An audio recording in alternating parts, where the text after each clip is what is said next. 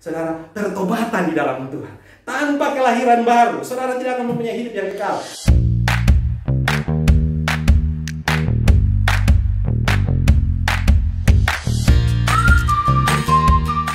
Kita buka Yohanes 14 ayat 1 sampai dengan ayatnya yang ke-6. Baik, saya akan bacakan buat kita semua.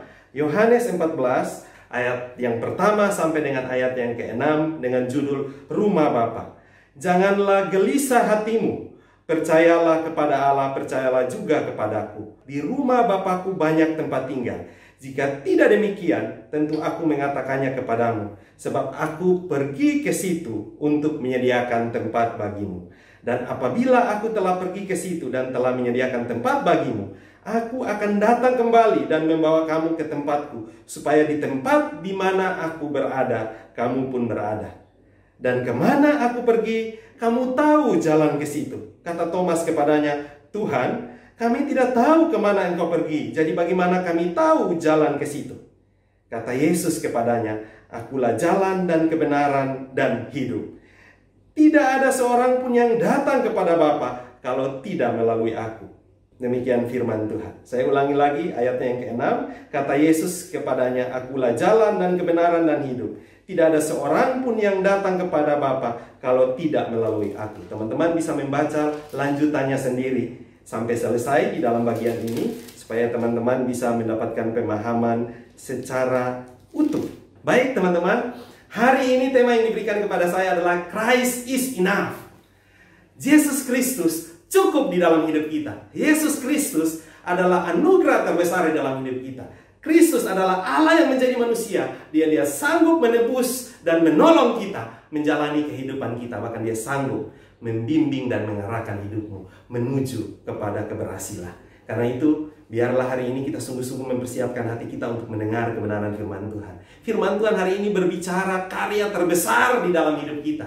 Kristus datang ke dalam dunia ini. Dia yang maha tinggi, merendahkan dirinya serendah-rendahnya untuk saudara dan saya ditinggikan. Dia yang maha mulia, dihinakan untuk saudara dan saya dimuliakan. Ini sesuatu yang sangat luar biasa. Satu peristiwa yang tidak terjadi di dalam agama manapun juga. Dan tidak terjadi di dalam dunia ini kalau Kristus tidak datang. Kenapa? Karena tidak pernah ada Allah yang mau menjadi manusia. Bahkan dia mau direndahkan, dihina, disesak, dipukul, dirajam, dan disalibkan bagi manusia yang dia ciptakan. Saudara, ini peristiwa yang ajaib yang terjadi di dalam hidup kita. Saudara, hari ini kita telah membaca satu bagian firman Tuhan di dalam Yohanes 14 ayat 1 sampai 6. Ini adalah bagian farewell discourse, khotbah terakhir Yesus di dalam hidupnya. Jadi ini bagian yang sangat luar biasa yang menceritakan Yesus memberikan pesan-pesan terakhir. Biasanya kalau orang sudah mau pergi, yang ditinggalkan itu adalah legacy, pesan-pesan yang sangat penting. Dan bersama-sama dengan muridnya, Yesus memberikan pesan-pesan ini kepada mereka. Apa sih yang dimaksudkan dengan hal ini? Saudara, di tengah-tengah dunia yang penuh dengan kegelisahan, di tengah-tengah dunia yang penuh dengan tantangan, ada begitu banyak hal yang menggelisahkan kita. Ada pandemi, COVID, yang membuat manusia betul-betul berada di dalam titik yang paling rendah di dalam kehidupan. Bangsa-bangsa besar superpower adidaya seperti Amerika, Rusia, bangsa Eropa, semuanya tidak sanggup untuk mengatasi hal ini. Bahkan saudara lihat di awal-awal pandemi, bahkan begitu banyak orang di Brasil, di Amerika, di Eropa, di Jerman, ya, mereka bertelut di jalan-jalan, di tempat-tempat umum untuk berseru kepada Tuhan. Tuhan, Engkau adalah Allah. Baik teman-teman, hari ini kita melihat satu hal yang sangat luar biasa, bahwa di tengah-tengah situasi pandemi itu, Tuhan mengizinkan itu terjadi. Dan orang kembali melihat bahwa tidak ada kuasa di dalam dunia ini yang jauh lebih besar daripada kuasa Tuhan itu sendiri. Tuhanlah penguasa alam semesta ini. Tuhanlah penguasa hidup manusia. Dia yang menentukan mati hidupnya manusia, dan dia menentukan zaman ini, jalannya zaman ini, mengarahkan zaman ini, dan sampai di mana zaman ini akan berjalan, saudara. Tetapi manusia hidup mengikuti keinginan dirinya sendiri, saudara. Banyak orang berpikir bahwa dengan ketenaran, dengan kekayaan, dengan popularitas, dia bisa mendapatkan semua di dalam dunia ini. Itulah yang menjadi tujuannya. Bukankah kita banyak di antara kita anak-anak muda hari ini berpikir bahwa saya studi, saya kuliah, saya berjalan di dalam dunia ini, tujuannya cuma apa? Jadi kaya, punya harta sebanyak-banyaknya, nanti punya rumah yang baik, menikah dengan suami dan istri yang ganteng dan cantik, ya. Terus hidup enak. Ya, jadi majelis gereja, mati masuk surga, saudara. Hidup itu menjadi gambaran yang luar biasa. Di dalam hatinya, gambaran dan tujuan hidupnya adalah uang semata-mata, harta semata-mata. Banyak orang berpikir bahwa dengan kekayaan, popularitas, dengan ketenaran, maka dia akan mendapatkan segalanya. Saudara tahu, ya, di zaman ini, di zaman teknologi digital, di zaman media ini, orang dengan gampang bisa jadi hit, ya. Tenar, happening, ya, di mana-mana orang bisa jadi populer dengan caranya sendiri. Bisa dengan cara yang baik, bisa dengan cara yang jahat, bisa dengan cara yang betul-betul menjengkelkan, bisa dengan cara-cara yang tidak diperkenankan oleh Tuhan. Tetapi orang mau untuk terkenal, orang mau untuk menjadi orang populer, orang mau untuk menjadi kaya. Kenapa? Karena orang berpikir dengan mendapatkan semuanya itu, hidup mereka terjamin aman. Pertanyaannya, apakah seperti itu? Saudara, saya gambarkan beberapa hal. Saudara lihat, orang ini namanya Britney Spears. Dulu dia diperkirakan akan menjadi ratu pop dunia menggantikan Madonna. Tetapi dia membuat rekor, ya, menikah dengan perceraian tercepat. Dan sampai sekarang dia sudah beberapa kali menikah dan cerai. Dia mengalami depresi yang berat sampai dia membotakkan rambutnya sendiri. Saudara bisa lihat di sana, ya. Saudara lihat orang ini siapa? The King of Pop. Ya, Michael Jackson. Siapa yang tidak tahu, goyangannya semuanya menjadi sesuatu yang luar biasa, ya. Tetapi apa yang terjadi, saudara? Dia mati karena overdosis obat-obatan, ya. Itu yang terjadi, ya. Belum lagi kita mendengar, ya, Joker, dulu ada namanya, pemeran pertamanya Joker adalah Heath Ledger, mati juga karena overdosis obat-obatan.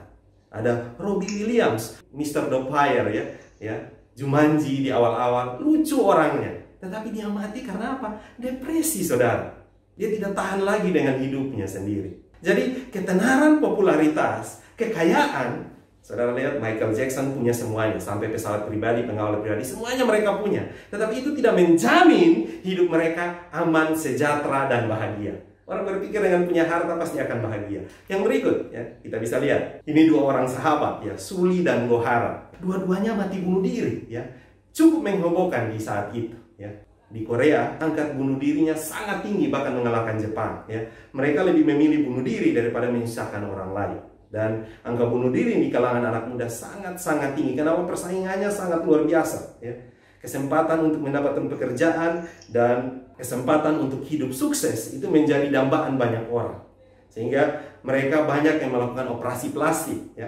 Operasi plastik bukan untuk cantik, tapi supaya mendapatkan pekerjaan, mendapatkan kesempatan jauh lebih besar kesempatannya. Ya. Jadi saudara bisa lihat nih, artis-artis Korea, mereka juga pada saat menjadi artis mengalami tekanan yang luar biasa, ya, pembulian di sosmed, ya, dan lain-lain, sehingga mereka mengalami depresi yang berat dan akhirnya bunuh diri. Ya. Ini yang paling terkenal, yang Kim Jong Hyun, SHINee, ya. Ini lead vokal dari SHINee, mati bunuh diri juga. Saudara bisa membayangkan, ya, ketenaran apa yang dia tidak punyai. Tapi akhirnya dia mati bunuh diri, saudara. Ini yang paling terakhir, ya, di tahun 2020, Oh In-ye, ya, artis terkenal, ya, pemain drama Korea juga yang terkenal, juga mati bunuh diri, saudara. Kurang cantik apa, saudara lihat? Kurang ganteng apa mereka, ya? Semua yang saudara idamkan, ya, mungkin saudara di sini penggemar BTS, ya, ARMY, saudara penggemar Blackpink, oh ye, ya, saudara penggemar artis-artis itu, tapi saudara tidak pernah tahu bahwa yang mereka alami dengan latihan-latihan yang padat, ya, dengan ini mereka bahkan mengalami bully di sosmed dan lain-lain. Ada begitu banyak tekanan yang mereka lalui. Apakah saudara yakin mereka hidup bahagia seperti yang saudara perkirakan?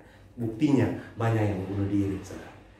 Ini artis Korea, sudah Hollywood, Korea. Nah, ini India. Ini juga sangat-sangat terkenal. Barusan artis India sangat terkenal, namanya Sushant Singh Rajput, ya, meninggal, bunuh diri, gantung diri, saudara. Terus ini ada namanya Preskah Mehta. Jadi di masa pandemi ini mereka bunuh diri. Ada lebih dari 5 artis India yang bunuh diri. Ada Susan C. Rajput, ada Preska Mehta, ada Samir Sharma, dan masih banyak yang lain. Saudara bisa membayangkan, ini artis-artis yang terkenal, top, ganteng, cantik, ya, berpakaian trendy, ya, mirip saya, ya. Ya, mereka punya segalanya, tetapi mereka tidak menemukan kebahagiaan di dalam hidup mereka. Ya. Mereka mengalami depresi, stres, bahkan sampai mati, bunuh diri, gantung diri. Ya. Samir Sharma itu gantung diri di dapur, saudara. Ngeri, saudara. Ya. Begitu banyak orang yang tidak punya pengharapan akan masa depan. Kenapa orang bunuh diri? Karena dia berpikir bahwa dia tidak ada harapan lagi di masa depan. Dia tidak punya harapan untuk melihat bahwa di masa depan dia bisa menjadi orang yang lebih baik lagi. Dia tidak punya siapa-siapa yang mendukung dia, sehingga dia merasa sendiri, merasa tidak punya harapan, dan akhirnya dia memilih untuk mengakhiri hidup. Itu yang terjadi, saudara. Saya mau katakan, saya angkat cerita ini untuk menggambarkan kepada kita bahwa ketenaran, popularitas, harta, kekayaan yang dunia tawarkan kepada kita tidak lantas membuat saudara bahagia dan sukacita. Banyak kali justru membawa saudara semakin jauh dari Tuhan dan membawa saudara semakin hidup di dalam hawa nafsu dunia dan semakin hilang, semakin terhilang, dan saudara sebenarnya mati walaupun hidup. Orang yang hidup di dalam hawa nafsu dunia, orang yang hidup di dalam dosa, dia hidup tapi sebenarnya dia mati. Banyak orang berpikir dia menjadi Kristen dengan cukup pergi hari Minggu ke gereja. Saya tulis di sini, ya, super Christian. Do you live the Christian life only on Sunday? Jadi selama Senin sampai Sabtu dia hidup mengikuti keinginannya sendiri. Hari Minggu baru pergi ke gereja. Di gereja juga berdoa apa? Tuhan kasih saya kekayaan. Tuhan kasih saya pacar. Tuhan kasih saya kesuksesan. Tuhan hanya menjadi alat bagi dia untuk meminta kekayaan, kesuksesan. Bahkan kalau saudara baca, ya, doa-doa Natsar di gereja, kadang-kadang saya lucu. Natsar untuk dapat pekerjaan. Sogok Tuhan 5.000 dapat pekerjaan. Natsar untuk dapat cowok. Natsar supaya Tuhan menghukum orang yang mencuri dek mangga. Jadi Tuhan dijadikan alat kekerasan. Gitu. Tuhan hukum dia. Dan banyak hal yang lain. Kenapa? Tuhan hanya dijadikan alat. Orang Kristen di hari Minggu atau orang Kristen Natal, Paskah, dan hari-hari khusus. Biasanya Natal, Paskah, hari-hari khusus, perjamuan kudus, teng dibangun di gereja. Ada tenda-tenda yang dibangun karena tidak tahu muncul orang-orang dari mana. Atau orang Kristen kapal selam, hari lain dia diam, tidak pernah muncul. Nanti di hari khusus baru dia muncul. Ini kapal selam, saudara. Orang Kristen nominal yang hidupnya bukan bergantung kepada Tuhan, tetapi Tuhan hanya menjadi alat di dalam dirinya untuk mendapatkan hal-hal yang dia inginkan di dunia ini. Saya berharap saudara tidak seperti itu, karena tadi gambaran yang tadi saya ceritakan, semua yang saudara idamkan di dalam dunia ini bukan jawaban bagi hidup saudara. Kita diciptakan sungguh amat baik. Pada saat Tuhan menciptakan binatang, semua Tuhan bilang baik. Tapi pada saat Tuhan ciptakan saudara dan saya, Tuhan bilang engkau sungguh amat baik. Dunia boleh katakan engkau jelek, engkau gigi tonggos, engkau keriting, engkau hitam, engkau tidak ada bentuk, muka tidak ada garis pinggir dan lain-lain. Tapi Tuhan katakan, lo, kamu adalah masterpiece-ku. Engkau sungguh amat baik. Sungguh amat baik kita di hadapan Tuhan, saudara. Tetapi apakah kita hidup sesuai dengan standar yang Tuhan mau? Pada saat Tuhan ciptakan kita hidup untuk kemuliaannya. Itu tujuan menciptakan kita. Di dalam diri kita ada logos permaitikos, ada benih ilahi yang selalu mencari siapa penciptanya. Karena itu kalau saudara mengisinya dengan harta dunia ini, saudara mengisinya dengan kekayaan dunia ini, saudara mengisinya dengan hawa nafsu dan popularitas di dalam dunia ini, tidak akan cukup membuat saudara bahagia. Kenapa? Karena di dalam diri saudara ada satu ruang yang besar yang hanya bisa diisi oleh Allah itu sendiri, Tuhan itu sendiri. Sehingga tanpa Tuhan di dalam hidupmu, saudara tidak akan menjadi siapa-siapa. Saudara, yang merusak itu semua, gambar yang tadi sungguh amat baik, masterpiece-nya Allah itu adalah dosa, saudara. Dosa merusak gambar dan rupa Allah. Harusnya kita diciptakan ini segambar dan serupa dengan Allah, memancarkan kemuliaan Allah, mengemban tugas dalam mandat budaya dan amanat agung untuk pergi, untuk menjaga, melestarikan alam ini, dunia ini, lingkungan ini, memberitakan kabar keselamatan kepada dunia ini. Pergilah, jadikanlah semua bangsa murid. Tapi yang terjadi, orang melihat kita, orang mau muntah. Orang melihat kita tidak ada Kristus di dalam diri kita. Orang tidak melihat gambar Allah di dalam diri kita. Tapi orang melihat gambar kejahatan, gambar dosa, bayangan iblis di dalam diri kita. Karena kemanapun kita pergi, ada kesalahan, ada kejahatan, ada perbuatan dosa yang kita lakukan. Saudara, kenapa kita bisa seperti itu? Karena kita semua telah berdosa, saudara. Firman Tuhan katakan kepada kita, janganlah kamu mengasihi dunia dan apa yang ada di dalamnya. Jikalau orang mengasihi dunia, maka kasih akan Bapa tidak ada di dalam orang itu. Kenapa? Karena kita tidak mungkin mengasihi Tuhan dan dunia bersamaan, saudara. Pada saat kita mengasihi dunia, pasti kita menolak Tuhan. Sebab semua yang ada di dalam dunia, yaitu keinginan daging dan keinginan mata, serta keangkuhan hidup, bukanlah berasal dari Bapa, melainkan berasal dari dunia ini. Dan dunia ini sedang lenyap dengan segala keinginannya. Tetapi orang yang melakukan kehendaknya Allah tetap hidup selama-lamanya. Saudara, ini umumnya 3 dosa ini, saudara. Keinginan mata, saudara. Keangkuhan hidup dan keinginan daging. Saudara, kalau baca dalam Galatia 5, keinginan daging telah nyata. Pesta pora, kemabukan, dan lain-lain, saudara. Begitu banyak dosa yang didaftarkan di sana, bahkan ditambahkan dan lain-lain. Saudara, keinginan daging, keinginan mata. Mata saudara melihat dari mata turun ke hati, menjadi dosa. Di dalam kekristenan, ya, bukan berbuat baru dosa. Baru engkau lihat saja, engkau sudah berdosa. Tuhan bilang, kalau engkau memandang seorang perempuan dan menginginkannya di dalam hati, maka engkau telah berzina. Cungkilah matamu, saudara. Ini luar biasa, saudara. Agama lain berbuat baru dosa. Kita punya etika yang sangat tinggi. Baru saudara pikir sudah berdosa. Makanya kenapa Hawa berdosa bukan karena dia makan buah itu. Pada saat dia sudah berpikir mau memakan buah itu, dia sudah berdosa karena dia melawan firman Tuhan, melawan perintah Tuhan. Bisakah saudara tidak berdosa? Ya. Dan saudara yang hidup mengikuti keinginan dunia ini akan berakhir, saudara. Saudara mati bawa 2 kali 3, 3 kali 1. Kecil saudara, saudara harta, kekayaan, dan lain-lain tidak akan pernah akan saudara bawa di dalam hidup ini. Akan berakhir begitu saja. Ya. Saudara, itu ironi kehidupan, saudara. Saya banyak berdoa di rumah sakit, ketemu dengan banyak orang kaya, saudara. Dia bekerja dari kecil, dari muda sampai tua, berharap dia akan punya kekayaan, punya rumah bagus. Ya, dia punya rumah bagus, bertingkat bahkan di mana-mana. Tapi orang yang lain yang tinggal, dia tinggalnya di mana? ICU. Dia bilang dia berharap dia akan punya mobil bagus. Iya, dia punya mobil bagus, BMW, Alphard, dan lain-lain. Tapi apa yang dia naik sekarang? Cuma bisa naik kursi roda.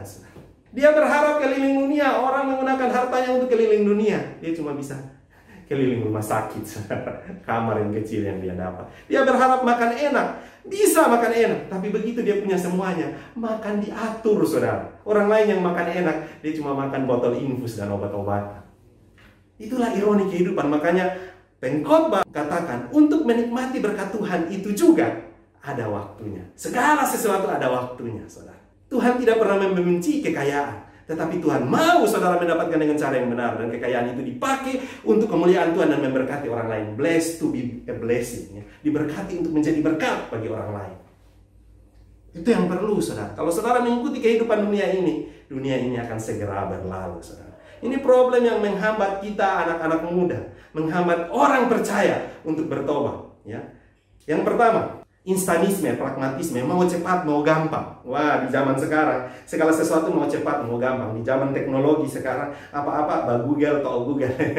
Semuanya bisa didapat dari mana saja. Ya. Saudara berpikir hidup pun berjalan seperti itu. Kayak mie rebus, ya. Saudara panaskan, taruh mie instan, selesai. Hidup tidak segampang itu, saudara. Hidup harus diproses. Saudara harus dibentuk karakter, emosi, kedewasaan saudara untuk saudara mencapai tahap tertentu sampai saudara menghasilkan buah. Yang potong jalur tidak akan berhasil. Ada yang bilang, aduh kakak yang ngapain sekolah lagi? Presiden sudah ada, menteri sudah ada, lurah sudah ada. Sekarang kan beta ojek dapat doi.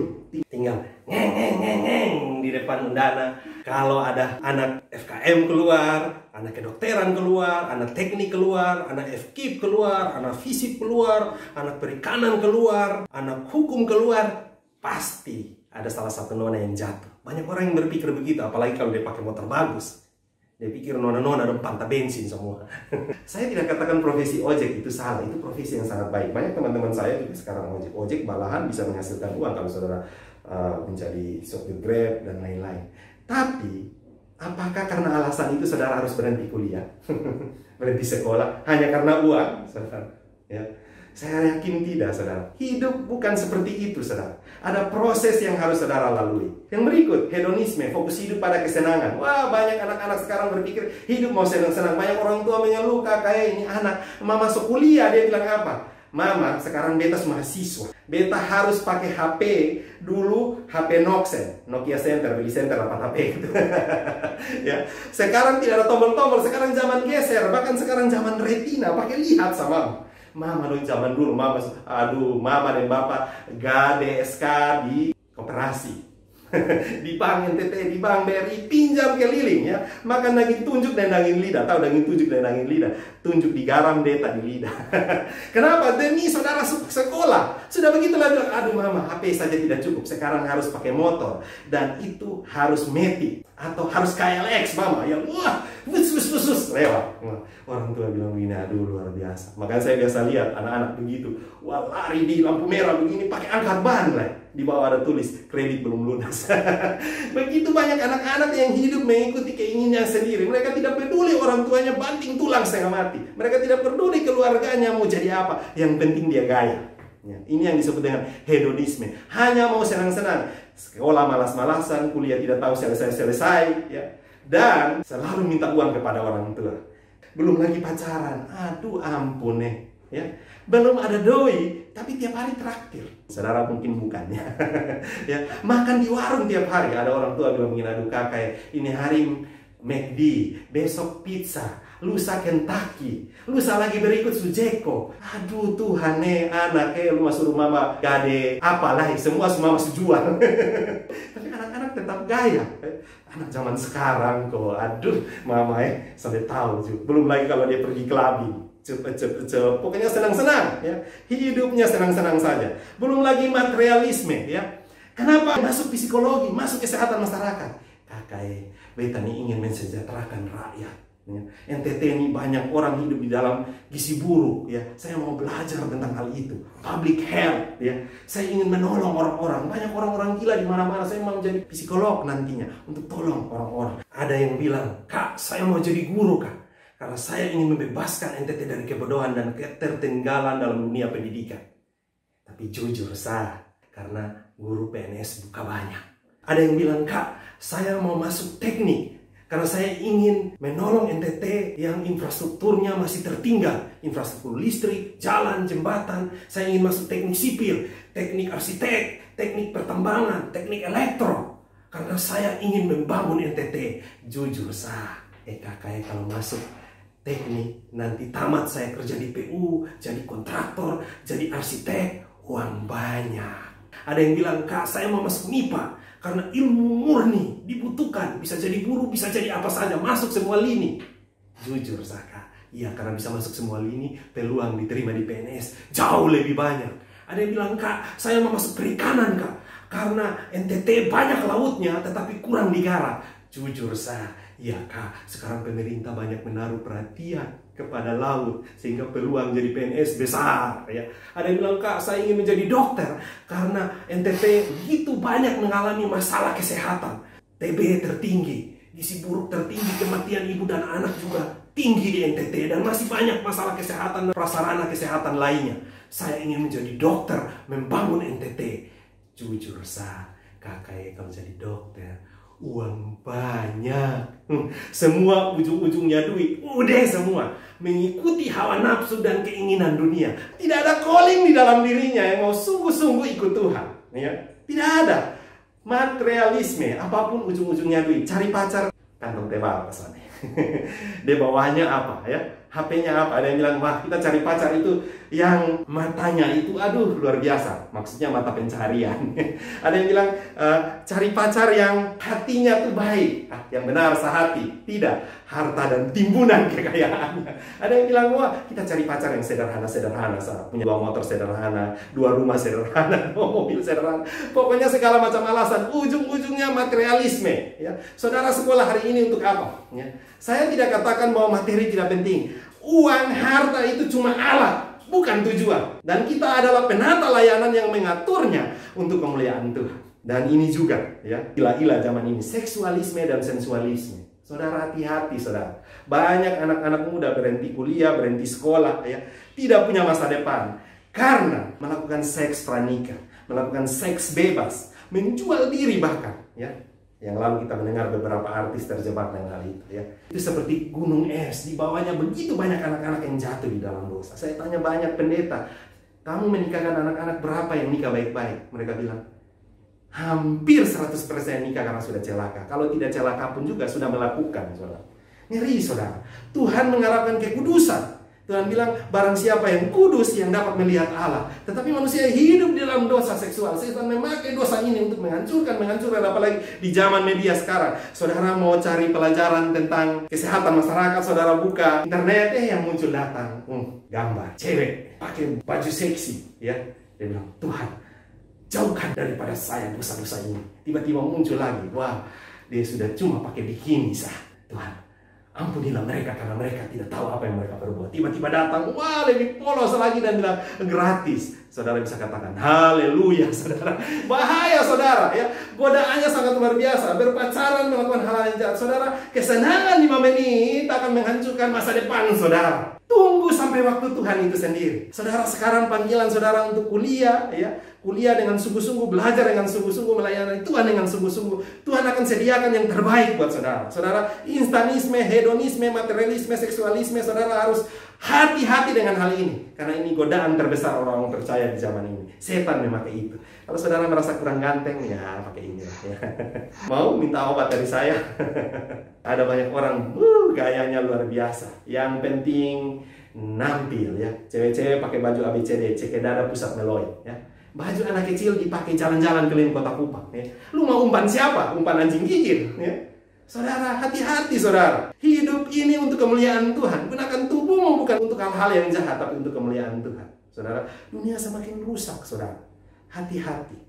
Tuhan ingin memakaimu. Tuhan menciptakanmu untuk kemuliaannya. Dosa ini seperti ini. Di dalam bahasa Alkitab, di dalam bahasa Yunani sering memakai hamartia, ada pengertian yang lain, ya, ada parabasis dan lain-lain, ya. Tetapi paling banyak dipakailah hamartia. Saudara ingin tembak yang nomor 10 sempurna, saudara tembak 9, 8, 7, 6, 5, 4, 3, 2, 1. Tidak tepat.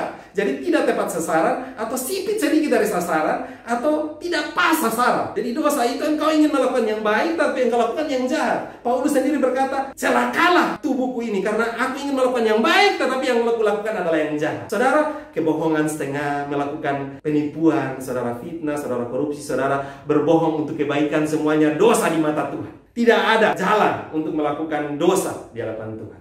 Kita semua berdosa, saudara. Mungkin saudara berpikir, kenapa kita harus berdosa? Kenapa? Karena kita dilahirkan dan dikandung di dalam dosa. Kita keturunan Adam. Adam dan Hawa mewakili kita dan dia telah berdosa. Maka kita berdosa. Sama seperti tim sepak bola. Tim sepak bola Indonesia kalah, maka saudara juga merasa kalah. Kenapa? Karena saudara diwakilkan oleh mereka. Semua manusia berdosa. Roma 3 ayat 23 katakan, semua manusia berdosa dan telah kehilangan kemuliaan Allah. Pada saat mereka membuka mulut, yang keluar adalah kejahatan semata-mata. Tidak ada seorang pun yang mencari Allah, seorang pun tidak. Jadi bagaimana? Adakah kita mempunyai kelebihan daripada orang yang lain? Sama sekali tidak, sebab di atas telah kita tuduh baik orang Yahudi maupun orang Yunani, bahwa mereka semua ada di bawah kuasa dosa. Seperti ada tertulis, tidak ada yang benar, seorang pun tidak. Roma 3 ayat 9 dan 10. Saudara, jadi dosa itu, walaupun saudara melakukan yang baik, tapi kalau saudara tidak di dalam Tuhan, tetap berdosa. Kenapa? Orang yang di dalam dosa itu seperti orang yang berada di dalam lumpur hisap. Semakin dia bergerak, semakin tenggelam. Apapun yang dia sentuh akan melahirkan dosa. Jadi kebaikan yang dilakukan sebelum saudara lahir baru, saudara bertobat di dalam Tuhan, tetap juga dosa. Pada saat kita jatuh di dalam dosa, kita mengalami total depravity.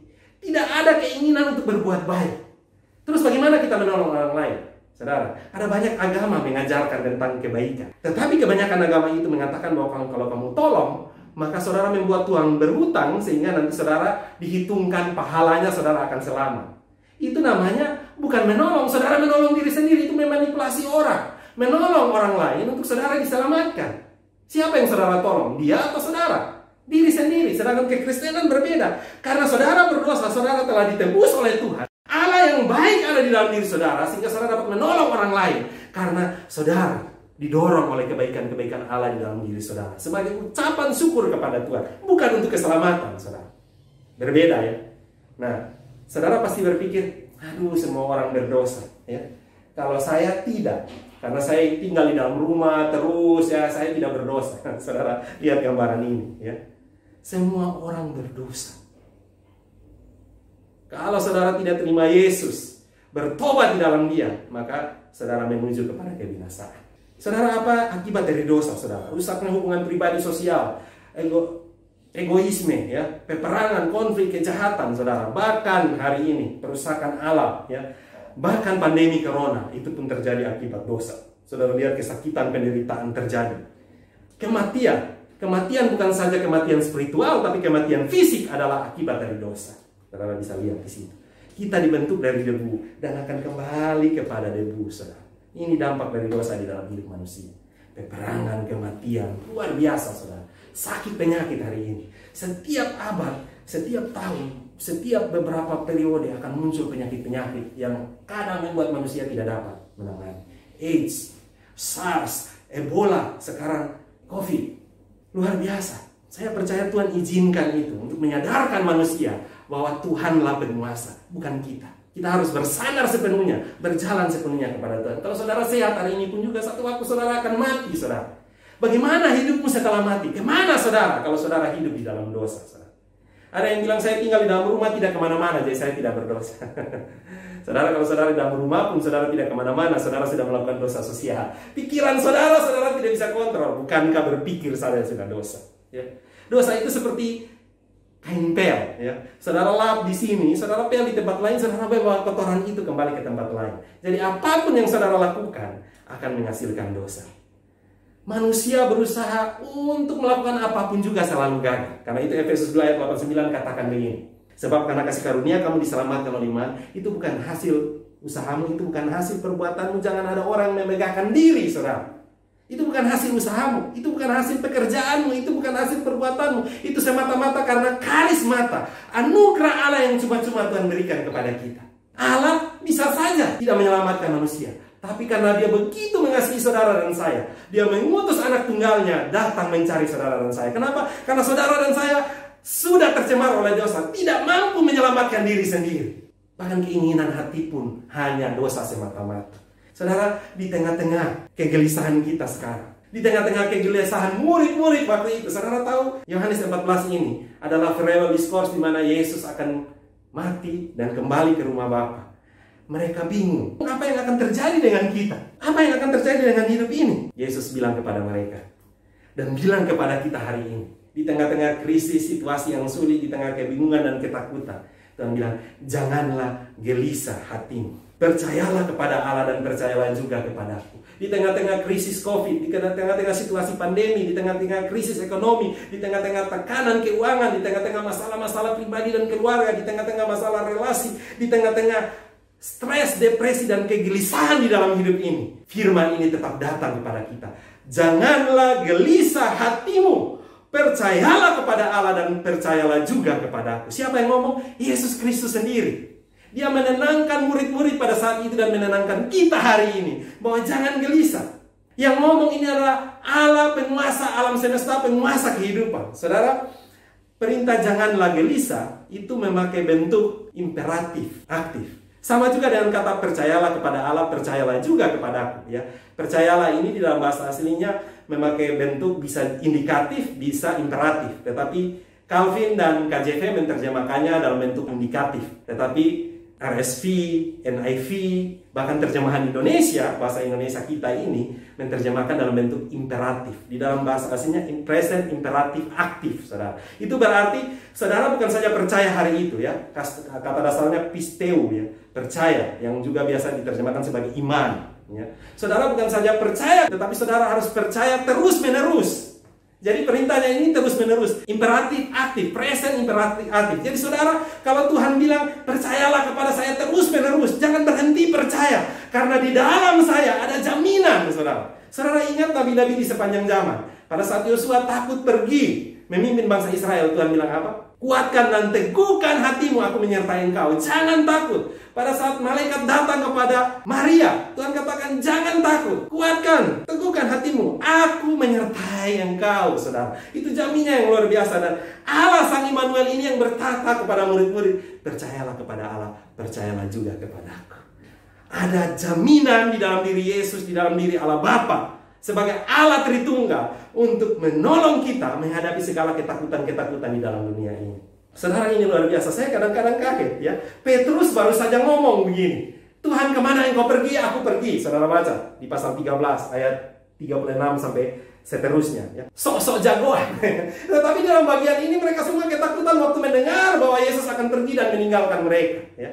Dan Tuhan bilang, janganlah gelisah hatimu, percayalah kepada Allah, percayalah juga kepadaku. Saudara Martin Luther katakan, ini adalah khotbah terbaik dan paling menghibur yang pernah disampaikan Tuhan Yesus di bumi ini. Ya. Bukan berarti yang lain tidak baik ya, tetapi menurut Martin Luther ini paling menghibur, saudara. Bayangkan saudara, murid-murid yang ikut Tuhan menyaksikan mujizat-mujizat yang luar biasa, mereka ketakutan ditinggal Yesus ya. Apalagi kita hari ini, saudara. Di sepanjang sejarah perjanjian lama, bangsa Israel bukan takut dikalahkan oleh bangsa-bangsa lain. Yang mereka takutkan adalah ditinggalkan oleh Tuhan. Makanya mereka kemana-mana pikul tabut perjanjian. Kenapa? Tanpa kehadiran Tuhan, mereka out, mereka kalah. Tuhanlah sumber kekuatan. Tuhanlah gunung batu perlindunganku. Tuhanlah perlindungan. Itulah yang luar biasa yang Tuhan mau. Ya. Saudara, itu yang terjadi, saudara. Sekarang di tengah-tengah kegelisahan, siapa yang engkau datang? Siapa Tuhanmu? Yesuslah yang menjamin itu, saudara. Dia memberikan penghiburan yang luar biasa. Saudara, dia berkata, karena begitu besar kasih Allah akan dunia ini, sehingga ia telah menurunkan anaknya yang tunggal, supaya setiap orang yang percaya kepadanya tidak binasa, melainkan beroleh hidup yang kekal. Yohanes 3 ayat 16, saudara. Kalau saudara berada di tengah-tengah krisis, situasi yang sulit dan lain-lain, kepada siapa saudara datang? Bukan saudara yang mencari Allah, Allah yang mencari saudara. Di dalam kekristenan ini sesuatu yang luar biasa. Allah yang mencari kita, Allah yang datang mendapatkan kita, Allah yang secara aktif mencari saudara dan saya. Dia datang ke dalam dunia ini mencari saudara dan saya. Kenapa? Karena dia mengasihi saudara. Coba saudara rubah kata-kata ini yang ada kuningnya, tulisan kuningnya, dengan nama saudara. Saudara sebutkan di rumah sendiri. Karena begitu besar kasih Allah akan Dance, ia telah menurunkan anak yang tunggal, supaya Dance yang percaya kepadanya tidak binasa, melainkan beroleh hidup yang kekal. Saudara yakin ini atau tidak? Kenapa bisa memperoleh hidup yang kekal? Karena di dalam Kristus ada keyakinan, saudara. Apakah hari ini saudara yakin sudah punya hidup yang kekal? Apakah hidup yang kekal dipunyai di dunia ini atau di sorga? Saya tanya, silakan hidupkan HP kalian, silakan jawab. Di sorga. Oke, terima kasih. Ya, coba kita baca bagian firman Tuhan ini. Karena begitu besar kasih Allah akan dunia ini, sehingga ia telah menurunkan anak yang tunggal, supaya setiap orang yang percaya kepadanya tidak binasa, melainkan beroleh hidup yang kekal nanti di sorga. Ada nanti di sorga di sana? Oke, saya tambahkan lagi. Aku berkata kepadamu, sesungguhnya barang siapa percaya yang mempunyai hidup yang kekal nanti di sorga. Yohanes 6 ayat 27. Tidak ada kata nanti di sorga di sana. Ya. Saya bacakan lagi ini, Yohanes 5 ayat 4. Aku berkata kepadamu, sesungguhnya barang siapa percaya dan mendengar perkataanku, dan percaya kepada dia yang mengutus aku, ia mempunyai hidup yang kekal, dan tidak turut dihukum, sebab ia sudah pindah dari dalam maut ke dalam hidup, nanti di sorga. Tidak ada kata nanti, saudara. Semua tulisan-tulisan ini kebanyakan bentuknya dalam bentuk aorist tenses ya. Di dalam bahasa Yunani ada satu bentuk namanya bentuk aorist. Satu peristiwa yang terjadi di masa lampau dan dampaknya terus-menerus di dalam kehidupan, tidak bisa hilang. Artinya sekali saudara percaya kepada Tuhan dan menerima dia sebagai juru selamat pribadi, ini yang terjadi. Yesus sendiri menjamin, aku berkata kepadamu, sesungguhnya barang siapa percaya, ia mempunyai hidup yang kekal. Now, di dalam bahasa Inggris saudara, bisa dalam bentuk present continuous tense. Jadi satu peristiwa yang terjadi sekarang dan terus-menerus berdampaknya ke masa akan datang. Karena itu, sekali saudara percaya, keselamatan tidak bisa hilang, saudara. Kenapa? Yang menjaminnya adalah Yesus Kristus sendiri. Dalam Yohanes 10 ayat 28 dikatakan, aku mengenal domba-dombaku dan domba-dombaku mengenal aku. Ya, Bapa dan aku menggenggam di dalam tangannya, double protection. Tidak mungkin ada iblis yang dapat merebut saudara dari tangan Tuhan, saudara. Makanya rubah pemikiran saudara. Saya tidak tahu ini ajaran sekolah minggu atau dari mana ya. Keselamatan diterima di sorga, iya. Itu dinikmati nanti. Tapi di dalam kekristenan, Alkitab katakan, pada saat saudara percaya kepadanya, saudara sudah mempunyai hidup yang kekal. Supaya barang siapa yang percaya kepadanya tidak binasa, melainkan beroleh hidup yang kekal. Now, sekarang bukan nanti. Di dalam bahasa teologi dikatakan already. Pada saat saudara percaya sekarang, saudara sudah mengklaim hidup yang kekal itu. Sorga sudah menjadi milik saudara. Tapi dinikmatinya nanti. Ya. Already and not yet. Saudara masih hidup di dalam dunia ini untuk mendatangkan kerajaan Allah di dalam dunia ini, memancarkan kemuliaan Allah di dunia ini. Tapi nanti saudara akan bersama-sama dengan Tuhan di sorga. Itu yang dijaminkan Tuhan di sini. Di rumah Bapakku banyak tempat. aku pergi ke sana untuk menyediakan tempat bagimu. Tuhan tidak bilang ini, aku pergi ke sana untuk menyediakan hidup yang kekal bagimu. Kenapa Tuhan ngomong tentang tempat? Tuhan bukan ngomong tentang hidup yang kekal. Karena pada saat saudara percaya kepadanya, saudara sudah punya hidup yang kekal itu. Tempatnya nanti di sorga. Amin, saudara-saudara. Rubah pemikiran saudara. Ini tidak diajarkan oleh agama lain. Agama lain saudara berbuat baik lebih banyak, nanti di penghakiman nanti saudara akan dibuang ke sorga. Kalau jahat lebih banyak, saudara buang ke neraka. Kalau saking banyak, lewat ke sorga. Bukan begitu ya. Saudara di dalam kekristenan, pada saat saudara percaya kepada Yesus, saat itu juga, sekarang di dunia ini saudara sudah mempunyai hidup yang kekal. Kalau saya mau tanya, hidup yang kekal didapat di dunia atau di sorga? Saya bilang bukan di dunia, bukan di sorga, tapi di dalam Tuhan Yesus Kristus. Amin, saudara-saudara. Di dalam Dia ada keselamatan itu. Dia jamin dengan dirinya sendiri. Makanya dalam bagian ini dikatakan, akulah jalan dan kebenaran dan hidup. I am the truth, the way, and the life. No one come to the Father but by me. Luar biasa. Saudara, rubah pemikiran sekolah minggu saudara. Kalau keselamatan itu baru didapatkan nanti, ngapain Yesus datang mati di atas kayu salib? Ngapain Yesus berkata, sudah genap? Itu berarti dosa saudara yang dulu, sekarang bahkan yang akan datang sudah selesai ditebus, tetelestai, tuntas ditebus oleh Tuhan. Tuhan sudah menjamin dengan dirinya sendiri. Tidak ada agama lain yang nabinya mati menjamin umatnya. Cuma di dalam kekristenan, saudara. Karena itu pada saat dia berkata, barang siapa percaya yang mempunyai hidup yang kekal, saudara pasti dapat hidup yang kekal.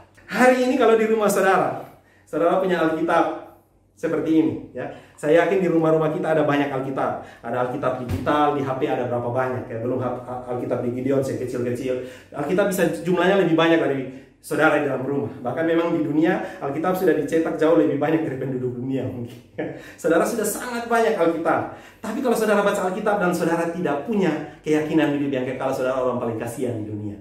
Kenapa? Karena dalam Yohanes 20 ayat 31 sudah dikatakan, tetapi semua yang tercantum di sini telah dicatat supaya kamu percaya bahwa Yesuslah Mesias Anak Allah, dan supaya kamu oleh imanmu memperoleh hidup di dalamnya. Alkitab ini menceritakan endingnya, tujuannya, isinya, benang merahnya, semuanya menceritakan tentang Yesuslah Mesias Anak Allah itu. Yang mati buat saudara dan saya, yang lahir ke dalam dunia, datang masuk ke dalam sejarah, mencari saudara dan saya, mati di atas kayu salib, menebus dosa saudara dan saya, supaya saudara dan saya memperoleh hidup di dalam namanya. Kalau saudara punya Alkitab dan saudara membacanya dan saudara tidak tahu tujuan Alkitab ini ditulis, maka saudara orang paling kasihan di dunia. Untuk apa saudara punya Alkitab banyak di rumah? Dia telah menjamin, barang siapa percaya kepada Aku memperoleh hidup yang kekal. Karena begitu besar kasih Allah akan dunia ini, Ia telah menurunkan anak yang ditentukan, supaya siapa yang percaya kepadanya memperoleh hidup yang kekal. Saudara, itulah yang Tuhan mau. Kelahiran baru. Saudara, pertobatan di dalam Tuhan. Tanpa kelahiran baru, saudara tidak akan mempunyai hidup yang kekal. Yohanes 3 ayat 16 itu berbicara tentang orang bernama Nikodemus datang bertanya, bagaimana saya bisa masuk ke dalam kerajaan sorga? Tuhan bilang, engkau harus dilahirkan kembali. Orang yang sudah mengerti Taurat, orang yang sudah mengenal Taurat dan kitab-kitab di zaman itu, tidak menyadari, tidak tahu, satu-satunya jalan untuk keselamatan adalah menerima Kristus dalam hidupnya. Hari ini mungkin saudara dilahirkan Kristen. Saudara pikir saudara sudah selamat. Tidak, saudara. Kalau saudara belum membuka hati dan menerima Dia sebagai juru selamat pribadi, maka hidup yang kekal tidak bisa saudara klaim. Dialah jalan itu, dialah tujuan itu, bahkan dialah the way itu, the only way, satu-satunya jalan. Tidak ada jalan yang lain. Universalisme, liberalisme di dalam dunia ini katakan banyak jalan menurut Roma. Ada keselamatan di dalam agama-agama lain. Ada juru selamat di dalam agama-agama lain. Tetapi Yesus menjamin di sini, Akulah jalan. I am. Ya, Dia tidak berkata yang lain. Tunggal, tidak jamak. Cuma Dialah satu-satunya jalan. Tidak ada keselamatan di dalam yang lain. Dialah jalan. Dialah tujuan itu. Kalau saudara berjalan dan saudara berada di dalam jalan itu, maka saudara menuju keselamatan. Yang berikut dia katakan, Akulah jalan dan kebenaran. Ya, di dalam bahasa aslinya dia pakai aletheia. Kebenaran di dalam bahasa Perjanjian Baru bisa juga dikaisone, tapi di sini dia pakai aletheia. Di dalam Perjanjian Lama pakai emet, yang berarti kesetiaan dan kesungguhan kebenaran. Ya, tapi kalau di dalam Perjanjian Baru kata aletheia ini artinya kebenaran yang sesungguhnya, yang sesuai dengan fakta. Di dalam mulai dari Yohanes 1 ayat 1 dikatakan bahwa en arche en hologos, ya. Pada mulanya adalah firman, firman itu bersama-sama dengan Allah, dan firman itu adalah Allah sendiri. Dalam ayat 14, firman itu telah menjadi manusia dan telah diam di antara kita, dan Dialah adalah kebenaran itu, ya. Saudara baca secara lengkap nanti, ya. Jadi Yesus adalah kebenaran, the truth. Dia memproklamirkan itu. Wah, di dalam bagian seluruh Alkitab, Yohanes 1 ayat 1, Yohanes 1 ayat 4, Yesus sendiri bilang dia adalah hidup itu. Dia adalah terang itu. Di dalam dia saudara memperoleh hidup. Karena itu dia berani menjamin, akulah jalan dan kebenaran dan hidup. Tidak ada seorang pun yang sampai kepada Bapa kalau tidak melalui aku. Keadilan dan kebenaran Allah, kasih dan kebenaran Allah itu harus berjalan bersama. Pada saat Allah melihat dosa manusia, Allah ingin menghukum dosa manusia. Pada saat yang sama juga Allah adalah kasih. Allah yang adil harus menghukum. Allah yang kasih harus mengampuni. Bagaimana caranya? Tidak ada satu nabi pun juga yang dapat menggabungkannya. Tetapi di dalam diri Yesus, sang anak Allah itu, kasih dan keadilan Allah bertemu. Kenapa? Karena Allah mau menghukum manusia, maka Yesus yang menanggung seluruh dosa manusia. Kepadanya ditanggungkan seluruh dosa manusia. Supaya saudara dan saya tidak menanggungnya lagi. Dosa saudara yang sekarang dulu bahkan yang akan datang ditanggungkan kepada Tuhan. Dia berkata, sudah genap. Pada saat dia berkata, sudah genap dosa saudara dan saya yang dulu sekarang telah tuntas ditebus. Ya. Dan bukan itu saja. Dia juga menunjukkan kasih. Kenapa? Allah mengampuni saudara. Allah tidak jadi menghukum saudara. Kasih dan keadilan Allah itu bertemu. Hukuman tetap dilaksanakan, keadilan tetap dilaksanakan, tapi kasih Allah itu dilaksanakan. Tuhan menggantikan saudara. Yesus menggantikan saudara. Di dalam dia ada keselamatan itu. Sehingga dia berani berkata, akulah jalan dan kebenaran dan hidup. Di luar aku, saudara tidak akan menemukan keselamatan itu. Ya. Ini makna pengorbanan Kristus bagi saudara dan saya. Menunjukkan kebesaran dan kemurahan. Ya. Membebaskan saudara dari dosa. Mengampuni dosa-dosa kita. Membenarkan kita. Karena dialah kebenaran itu. Dan bukan itu saja, dia menyediakan tempat di surga. Saudara, dalam Yohanes 1 ayat 12 dikatakan, barang siapa yang percaya kepadanya diberi kuasa menjadi anak-anak Allah. Anak Allah cuma satu, Yesus. Tapi kalau saudara percaya kepada Yesus, saudara diadopsi menjadi anaknya. Orang yang menjadi anak Allah menjadi ahli waris kerajaan surga. Di dalam Roma seperti itu. Artinya apa? Saudara sudah pasti masuk surga. Karena saudara sudah punya kapling di surga. Saudara punya tempat di surga. Siapa yang menjaminnya? Yesus sendiri. Aku pergi ke sana untuk menyediakan tempat bagimu. Itu masalah nanti. Karena itu hiduplah sesuai dengan KTP saudara. KTP saudara adalah KTP surgawi. Saudara anak-anak dari surga. Paulus bilang, kita hidup di dalam ini cuma pengembaraan. Tujuan hidup kita adalah rumah Bapa di surga. Itulah tanah kita yang sesungguhnya. Karena itu saudara untuk apa? Saudara mencari yang bukan Tuhan mau di dalam dunia ini. Saudara bersekutu kembali dengan Allah. Saudara diangkat menjadi anaknya. Bahkan saudara dipanggil untuk melayani. Diberikan hak istimewa untuk melayani Tuhan. Saudara. Ini berita yang luar biasa. Di rumah Bapakku banyak tempat tinggal. Saudara. Saudara jangan takut saudara. Walaupun ada lagu di dalam dunia ada dua jalan lebar dan sempit. Tapi saudara percaya kepada Tuhan. Maka saudara berada di dalam jalan yang sempit itu. Menuju keselamatan. Rumah Bapa di sorga tersedia buat saudara. Karena dia menjamin dengan dirinya sendiri. Saudara. Dan apabila aku telah pergi ke situ, aku telah menyediakan tempat bagimu. Dan akan datang kembali. Saudara lihat ada kata telah menyediakan. Pada saat saudara percaya kepadanya, dia telah menyediakan tempat bagimu. Aku akan datang kembali dan membawamu ke rumah Bapa di surga. Dan kemanapun aku pergi, kamu tahu jalan ke situ. Thomas memang agak, orang bilang agak bengau sedikit sama mengerti ya. Dia tanya, bagaimana jalan ke situ? Ya, karena dia memahami tempat secara duniawi. Tapi Tuhan bilang, Tuhan jelaskan kepada dia, tidak usah takut. Aku yang menjaminnya. Thomas tidak mengerti. Bahkan sampai dengan kematian Kristus dia tidak percaya. Ya. Tetapi akhirnya dia akan mengerti dan dia mati bagi Tuhan. Saudara, hari ini ada banyak jalan yang dunia tawarkan kepada saudara. Tapi hari ini Tuhan berkata, I am the way. Ada banyak kebenaran yang ditawarkan kepada saudara. Tapi Tuhan bilang, I am the truth. The only truth. The only way. Ada banyak hidup yang bikin saudara lebih hidup. Tetapi hidup itu menuju kebinasaan. Tuhanlah yang menawarkan hidup itu kepada saudara. Saudara mungkin berkata, aduh Tuhan terlalu banyak cobaan. Terlalu banyak tantangan. Tapi saudara ingat dalam Yakobus 1 ayat 2-4 dikatakan bahwa anggaplah sebagai satu kebahagiaan apabila kamu jatuh dalam berbagai-bagai pencobaan. Karena pencobaan itu menghasilkan ketekunan dan menghasilkan buah yang matang. Saudara didewasakan. Karakter iman saudara, kedewasaan saudara, emosi saudara didewasakan. Karena lewat tantangan ujian-ujian yang ada, Tuhan akan membuat saudara naik kelas. Kalau iblis mencobai saudara, Tuhan menguji untuk membuat dosa-dosa saudara yang kebiasaan-kebiasaan buruk, dosa-dosa saudara dibuang dan saudara naik kelas, semakin dewasa di dalam dia, semakin mengenal dia, semakin menggantungkan diri kepada dia. Mungkin selama ini saudara bergantung kepada berkat-berkatnya. Beda, tipis sekali bergantung kepada berkat Tuhan dan bergantung kepada sumber berkat. Orang yang bergantung kepada berkat pada saat semuanya diambil, dia akan lari dari Tuhan. Tapi orang yang bergantung kepada Tuhan sang sumber berkat, dia akan tetap melekat kepada Tuhan. Sama seperti Ayub, saudara, semuanya diambil daripada dia, tapi dia bilang Tuhan yang memberi, Tuhan yang mengambil. Terpujilah nama Tuhan. Saudara, Paulus sendiri berkata, karena bagiku hidup adalah Kristus dan mati adalah keuntungan. Tetapi jika aku harus hidup di dunia ini, itu berarti bagiku bekerja dan memberi buah. Kenapa Paulus berkata seperti itu? Karena dia sudah yakin kalau dia mati pasti masuk surga.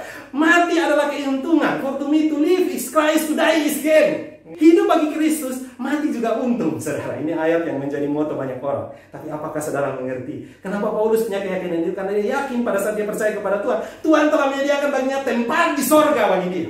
Dan dia kalau mati hari ini tidak menderita di dunia ini lagi, karena untung langsung ketemu Tuhan di surga. Tetapi jika aku harus hidup, saudara dan saya masih hidup di dalam dunia ini, berarti hidup dan menghasilkan buah bagi kemuliaan Allah, menggambarkan Allah, menjadi image Allah, menjadi gambar Allah di tengah-tengah dunia ini. Saudara yang bertahan, Yakobus 14 ayat 6 katakan, barang siapa yang bertahan sampai kepada kesudahannya, ia akan memperoleh mahkota kehidupan yang disediakan bagi Allah, bagimu oleh Allah, dijanjikan oleh Allah. Mahkota kehidupan itu bukan saja berbicara tentang hidup yang kekal, berbicara tentang sukacita yang abadi, kedamaian abadi, bahagia yang abadi, hidup bersama-sama dengan Allah. Bukankah itu yang kita cari? Dunia tidak dapat menawarkan sukacita dan kebahagiaan itu, tapi di dalam Tuhan, bahkan berjalan bersama-sama Tuhan saja kita sudah bersukacita. Kelahiran dan baru, hidup yang kekal yang Tuhan inginkan. Makanya hari ini saya sengaja memakai baju ini. Manusia lama, manusia baru. Yang di checklist adalah masih manusia baru. Tuhan ingin kita menjadi manusia baru, lahir baru di dalamnya, memperoleh hidup yang kekal di dalamnya. Karena itulah yang Tuhan rindukan dari setiap kita. Hari ini Tuhan sang jalan itu, the way, the only way itu, Tuhan sang kebenaran itu, Tuhan sang hidup itu datang menawarkan hidup yang kekal kepada saudara. Saudara, apakah Kristus cukup di dalam hidup saudara? Apakah perlu tambah dunia? Apa perlu tambah perbuatan baik? Christ is enough for you. Karena dialah jalan dan kebenaran dan hidup itu. Dia sanggup membebaskan saudara dari dosa-dosa saudara. Dia sanggup menolong saudara. Dia sanggup membawamu ke dalam keselamatan. Mari kita semua tunduk di hadapan Tuhan. Saudara, hidupkan video saudara semua. Hari ini Tuhan ingin supaya saudara datang kepada Dia. Kristus cukup bagi saudara. Dia sanggup menolong saudara. Dia sanggup membebaskan saudara dari dosa-dosa saudara. Dia sanggup menolong saudara dari hidup-hidup lama saudara yang rusak, yang buruk, yang jauh daripada Tuhan. Kalau selama ini saudara hidup di dalam kehidupan yang berpikir bahwa kalau saudara sudah jadi Kristen pasti selamat. Selama ini saudara hidup dalam dosa-dosa saudara dan saudara berpikir bahwa keselamatan itu gampang. Nanti pasti masuk surga. Yang penting saudara rajin melakukan kebaikan. Hari ini Tuhan berkata tidak. Tanpa kelahiran baru, semua yang saudara lakukan itu jauh daripada Tuhan. Mari kita sama-sama datang kepada Tuhan. Kalau hari ini teman-teman belum sungguh-sungguh menerima Dia sebagai juru selamat pribadi, atau belum pernah berdoa meminta Dia menjadi juru selamat pribadi di dalam hidupmu, mari buka hatimu di hadapan Tuhan. Tuhan mau masuk ke dalam hatimu. Roh Kudus mau menguasai seluruh hidupmu dan menjadikan engkau anak-anaknya. Kalau selama ini engkau sudah hidup di dalam dosa-dosa yang menyakiti hati Tuhan, saudara mengikuti keinginan mata, keinginan daging, dan hawa nafsu dunia ini, yang membawa saudara jauh dari Tuhan. Mungkin saudara hidup di dalam dosa pornografi, seks bebas, ya, masturbasi, mencuri, membunuh. Mungkin tidak membunuh, tapi saudara melakukan kekerasan, ya. Saudara melakukan hal-hal yang jahat di hadapan Tuhan. Saudara jauh daripada Tuhan. Saudara menggunakan kaki saudara untuk melangkah melakukan yang jahat. Saudara menggunakan mulut saudara untuk menyuarakan yang jahat. Saudara memfitnah, mencaci maki. Saudara menggunakan tubuh saudara untuk diisi oleh minuman keras, ya, narkoba. Saudara terlibat di dalam okultisme. Mungkin saudara sudah jatuh di dalam dosa seks yang sangat mendalam. Hari ini Tuhan sanggup menebus hidupmu. Minta kepada Tuhan, Tuhan, saya mau menerima Engkau sebagai juru selamat pribadi. Tuhan, saya mau untuk sungguh-sungguh hidup di dalam Engkau. Hari ini kalau ada di antara kalian yang baru pertama kali menerima Tuhan Yesus sebagai juru selamat pribadi, saya minta saudara hidupkan videonya dan angkat tangan saudara di tempat saudara. Saya akan berdoa buat saudara yang baru pertama kali saja menerima Yesus sebagai juru selamat pribadi. Hidupkan videonya, angkat tangan saudara di tempat. Katakan kepada Tuhan, Tuhan, saya mungkin selama ini hidup jauh daripada Tuhan. Saya belum sungguh-sungguh menerima Engkau sebagai juru selamat pribadi. Tuhan lagi menawarkan hidup yang kekal kepada saudara.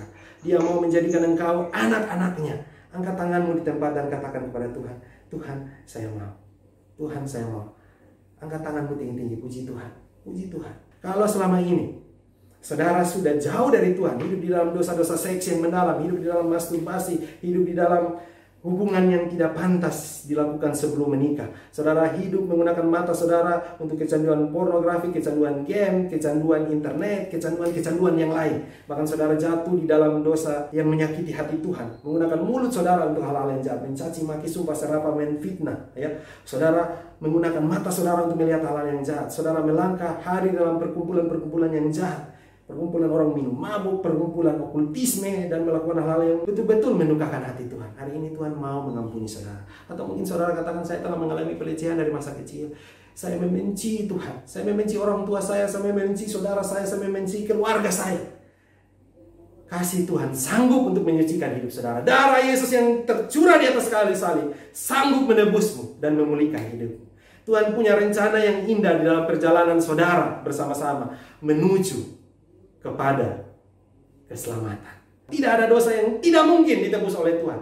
Tuhan sanggup menebus saudara. Tuhan sanggup melakukan yang terbaik buat saudara. Darah Yesus yang tercurah di atas kayu salib sanggup menebus saudara. Katakan kepada Tuhan, Tuhan saya mau.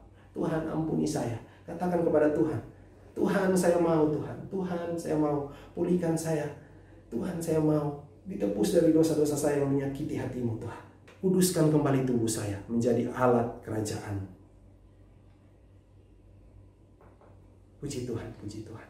Kalau hari ini saudara ingin sungguh-sungguh telah lahir baru, saudara sudah mengambil keputusan lahir baru di dalam Tuhan, menerima Dia sebagai juru selamat pribadi, bertobat dari dosa-dosa saudara, dan sekarang saudara mau dibina lebih lanjut menjadi murid Tuhan. Karena panggilan Tuhan bukan saja menjadi orang percaya, bukan saja menjadi orang Kristen, tapi pergilah jadikanlah sebangsa muridku.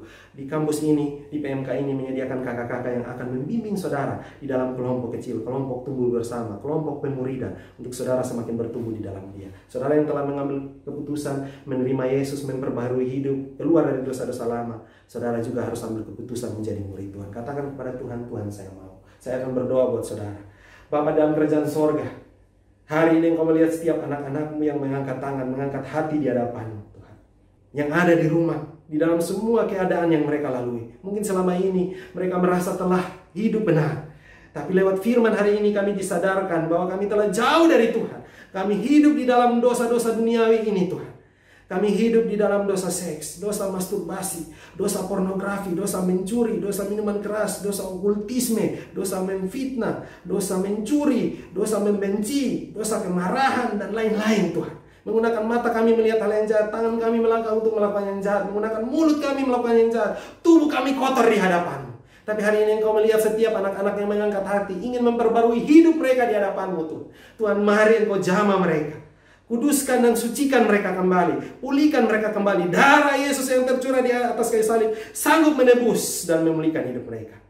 Dan kalau ada anak-anakmu yang hari ini baru menerima Engkau sebagai juru selamat pribadi, baru menerima Engkau sebagai juru selamat pribadi, Tuhan, Engkau melihat setiap anak-anakmu yang mengangkat tangan, mengangkat hati.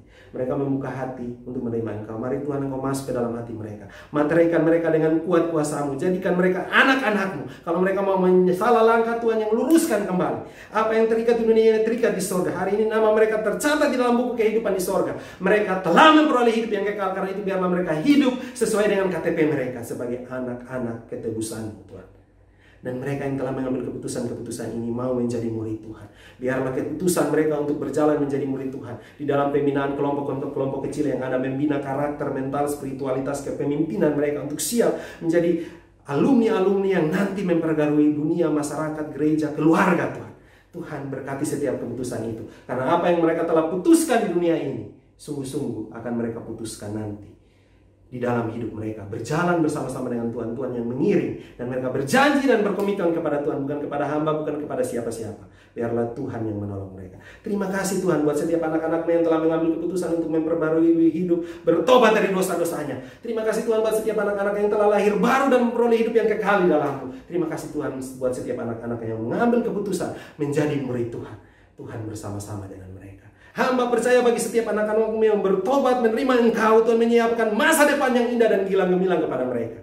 Tuhan, tolong mereka di dalam perjalanan-perjalanan itu. Terima kasih Tuhan, ini doa kami. Hanya di dalam nama anak-Mu Yesus Kristus, Tuhan, Juru Selamat kami, pemilik hidup kami, Gembala kami yang baik itu, Sang sumber keselamatan itu, kami berdoa kepada Bapa di sorga. Semua yang percaya katakan amin.